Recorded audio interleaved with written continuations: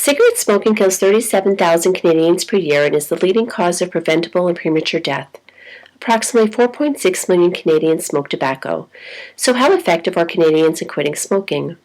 Based on a survey from the Tobacco Use in Canada report from 2014, 70% of Canadian smokers report a desire to quit smoking in the next 6 months. 52% have attempted to quit in the last year, but only 13% were successful. And in the absence of an evidence-based smoking cessation program, that number diminishes to 4%. These statistics show that there is a gap in the effectiveness of currently approved smoking cessation options available in Canada. Based on the need for more effective options, my PICO question evaluated whether electronic cigarettes are effective in smoking cessation in the general population. Using the hierarchy of evidence-based medicine, I identified a Cochrane review and 2 randomized controlled trials to evaluate my question.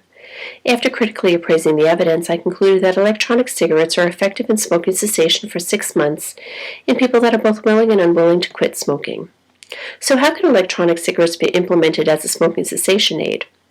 My intervention was to implement the 5 A's, which is a U.S. public health smoking cessation model with medical oncologists that treat their smoking patients with cancer.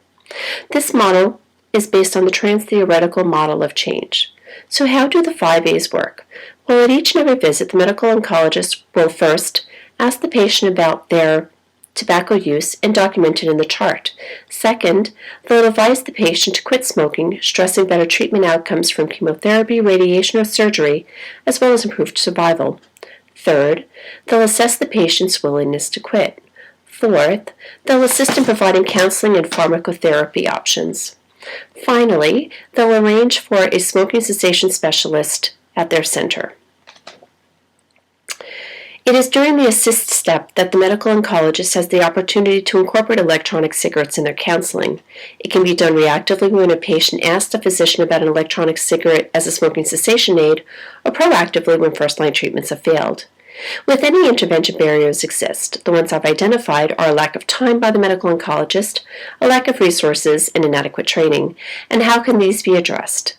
Well, first, the 5 A's can be successfully executed by the medical oncologist in 3 minutes or less. Second, every cancer center employs a smoking cessation specialist to support the efforts of the medical oncologist in smoking cessation. And then finally, Cancer Care Ontario is providing ongoing education to medical oncology teams on the benefits of quitting smoking in patients with cancer and on the implementation process of the 5 A's. In conclusion, electronic cigarettes address a gap that exists with current approved smoking cessation products in Canada.